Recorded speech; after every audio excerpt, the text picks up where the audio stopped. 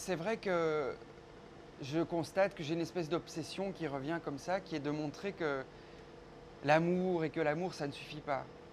Que pour que la vie soit vivable, il est primordial de penser, réfléchir les limites de ce qu'on donne. Et c'est évident que quand on voit le scénario d'À perdre la raison, la question des limites du don, de la générosité du médecin, c'est quelque chose qui est très présent. Mais, euh, mais en fait, c'est bien que tu me parles des films précédents parce que ce film-ci, avec Mathieu Reinhardt et Thomas Bidguin, on s'est vraiment dit qu'on voulait faire un film grand public, quoi, tu vois.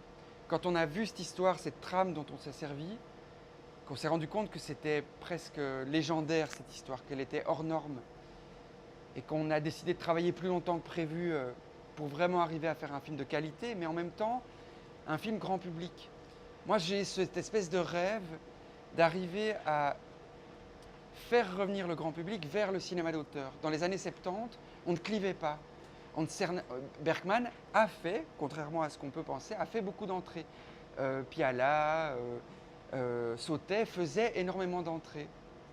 Il n'y avait pas, le grand public ne s'occupait pas que des guignoleries et des comédies, et le grand public pouvait aller voir des films bouleversants où on pleurait, je pense, des exemples comme Kramer contre Kramer, c'est des films qui ont fait beaucoup, beaucoup d'entrées. J'ai ce rêve-là et je suis très, très content de voir là qu'avec cette histoire-ci, avec ce film-ci, par exemple, on a réussi à faire parler du film dans ce qu'on appelle la presse populaire. Et donc, la presse populaire nous a montré qu'elle pouvait s'intéresser à ce type de cinéma. Et je crois que c'est le sujet qui provoque ça.